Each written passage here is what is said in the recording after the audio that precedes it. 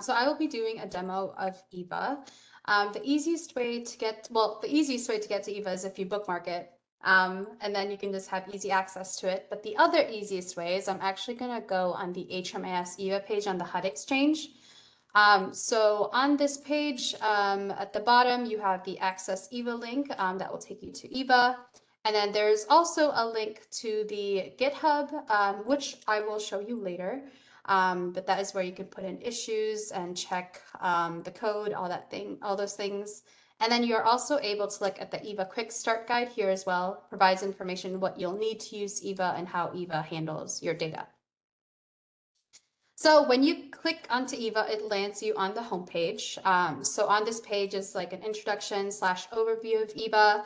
Something I do want to note is that whenever you see these reddish orange plus signs, that means that you are able to expand that section. This is especially important for the instructions section on each of these tabs, because that's going to give you some guidance and helps explain what the tab does.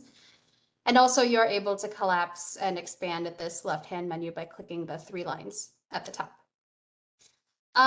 So here in the instructions on this tab, it talks about the hashed HMIS CSV export, which Jesse was talking about. So a hashed export means that the personal identifiers are obscured when the export is generated. But when you do export your file, please make sure to store it in a secure location since it still has some client level data in it. Again, if you don't know how to export your hashed HMIS CSV export, the best way to figure that out is to ask your vendor. Then we have a need help section, which has some troubleshooting tips if you're having some issues with Eva, and then our citations and special things section.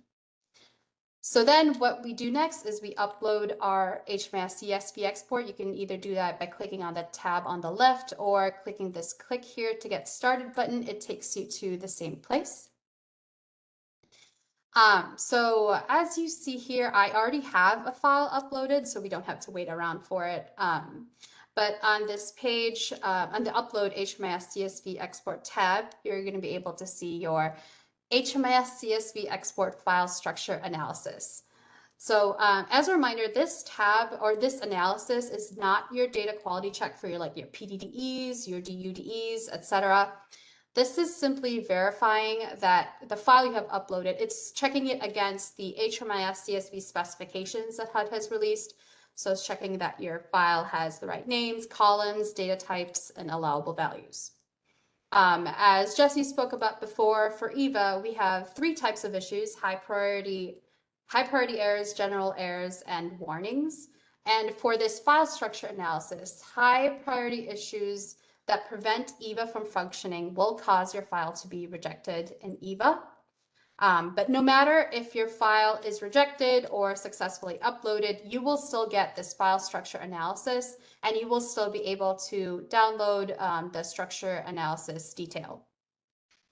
So here in this summary, in this example, we see that there are 6 issues that are all incorrect columns, and then all the issue types are warnings. And if you want to find more information about it, you can just download the structure analysis detail. This is the first of several exports that you're able to get from Eva. So let me actually open that file structure analysis download to see what it looks like. Just want to make sure that did my screen change to an Excel? I hope it did. Let me know if it did not. It looks good, Sam. Great. So this download shows you all of the issues that was found by Eva in your file. So we can see the 6 separate incorrect columns issues. And then it has the guidance column, which whenever you see a guidance column, it's basically explaining more about what that issue actually means. And then in the detail, you're able to see where exactly this issue is showing up, so you can go and look for it, or you can send this to your vendor and you can work with them about these issues that Eva is finding in your file. Okay. So then we'll just keep going down the tabs. We're going to go to this Edit Local Settings tab. So this Edit Local Settings tab, it's basically acknowledging that some data quality checks and analysis is more useful if we have the local settings or policies that have been set by your community, such as, for example, outstanding referrals, what is the maximum number of days that our referral can stay open according to your COC's local coordinated entry process. And then for long stayers, sorry for all the scrolling, what is the maximum period of assistance for specific project types, after which you'd like a project or an organization to confirm if the client is still active in the project. The thing that I do want to note here is that there are some default values in these, but these do not imply any HUD recommendations. This won't be as relevant to your LSA, but I just wanted to point out in case you're wondering, since I'm doing a demo anyway. Next is the View Client Counts tab. So this tab provides the number of households and clients who have been served in each project and their enrollment status at the time that the HMIS CSV export was generated. So the first thing you'll see is that you can choose a date range. These dates, they are defaulting to the export start and export end date, but you're able to change it to any dates within the export start and export end. And I'll show the export in a second. And then you'll see that you're able to change the project to change the summary and detail sections below. So I'm just going to quickly show you what it looks like if I change, let's change this to the rapid rehousing other project, and you're going to see the different kinds of statuses that are available. So it's active, no move in, currently moved in, exited, no move in, exited with move in. And then if we move on to the client counts detail, you're able to see a bit more information down to the client and enrollment level. Now, I do want to quickly show the client counts download. Let me grab that real quick. So this is what the client counts download would look like. The first tab is the current tab. So this is information is as of the export date. It shows a summary per project of how many clients there are in each status. This next tab is the validation date range tab. So this shows a summary of the statuses of the clients, again, in each project within the date range that you have chosen on Eva. And then the next is your detail tab. So it shows the status by client, by enrollment within the date range that you have chosen. So this client counts report could be useful for some of your LSA flags. For example, the LSA only counts clients or households that are what's called, I think they call it active in residence, meaning they either have a move-in date, are enrolled in an emergency shelter, or have a bed night date in case of a night-by-night shelter. So for example, if you have a client's count, a flag where it says that no one was served in a project, but you know there are clients active in that project, you can run this report and you can see they are active in the project, just none of them have any move-in dates.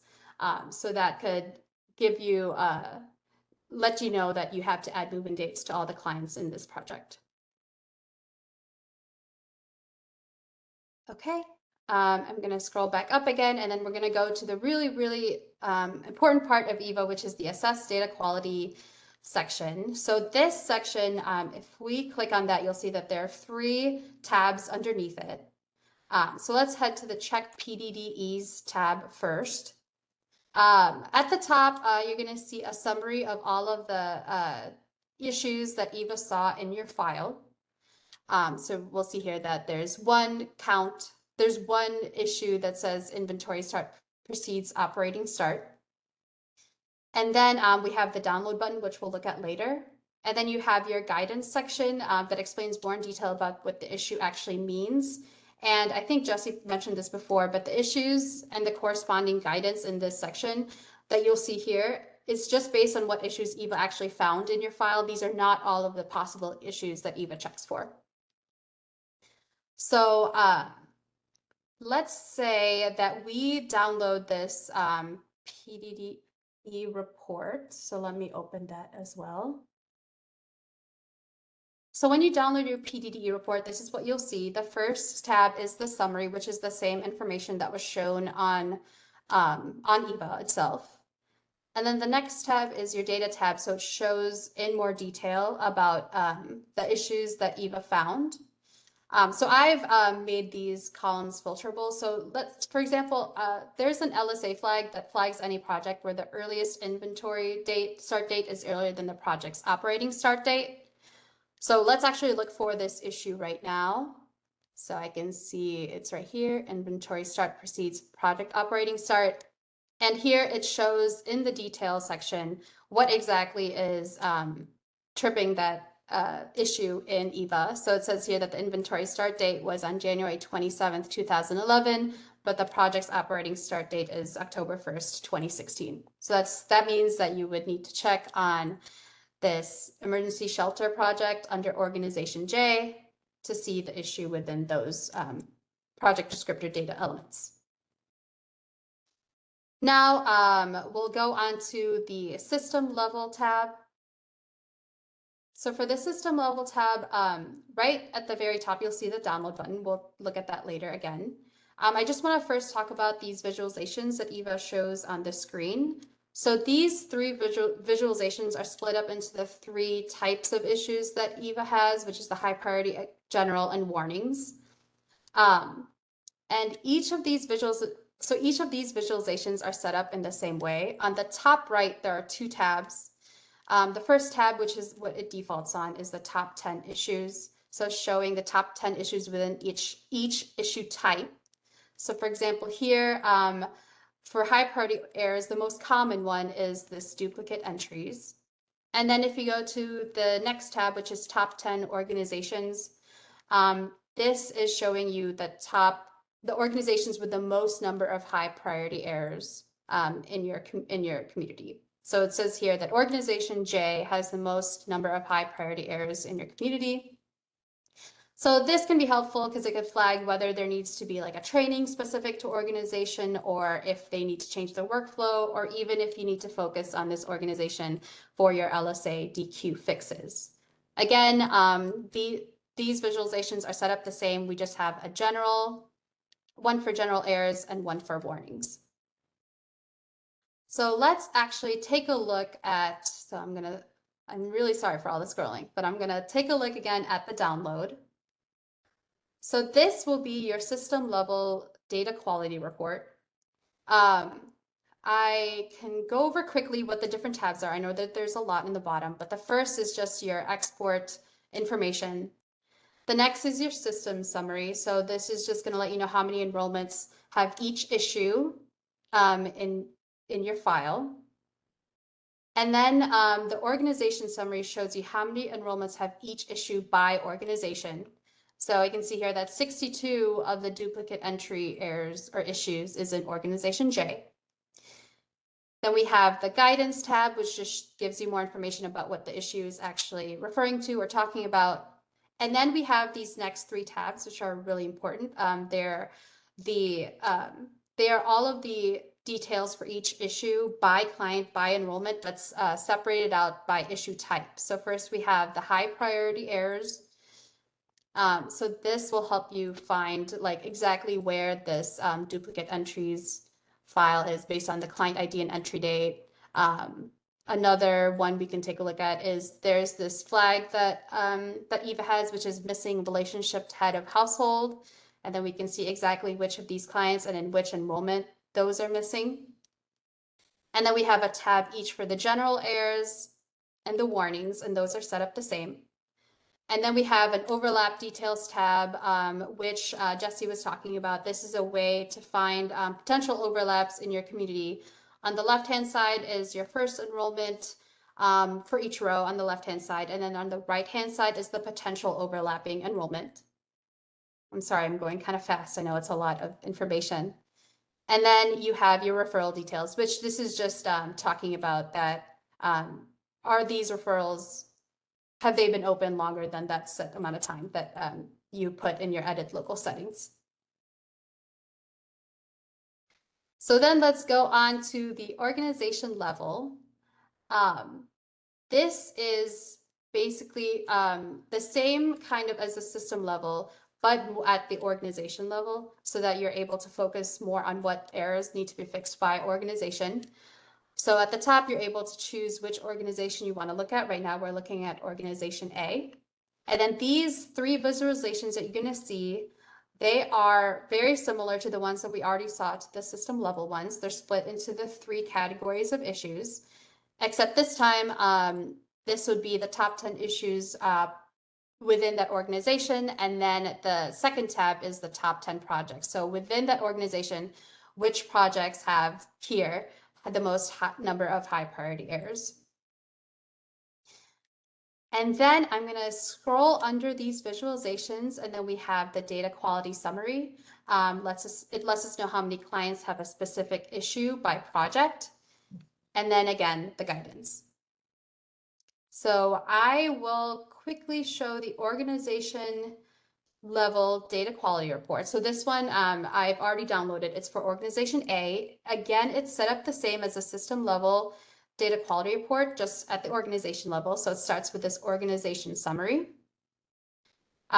letting you know how many enrollments have each issue. And then you have the project summary, where it's letting you know how many enrollments have each issue, but by project.